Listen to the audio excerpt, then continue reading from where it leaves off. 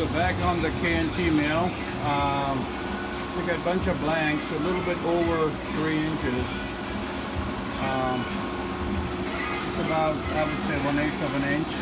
So we're trimming these down to about 1/8 of an inch. And it's coming out just perfectly fine. So we're going to run a pass conventional.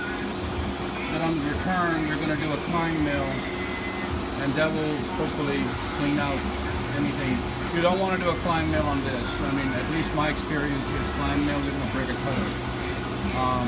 But after you have gotten the first cut, then I think on the same height, you can do a climb mill. It just takes off all the burrs and edges. It turns out pretty good. Well, I haven't used this KT for a while, and very happy with her. Right off the bat, no issues. I mean, this stuff is just amazing. These machines are they're a gem. If you can get one of these, get them in a heartbeat, because you're not going to find these once they're gone. So, anyway, more to come.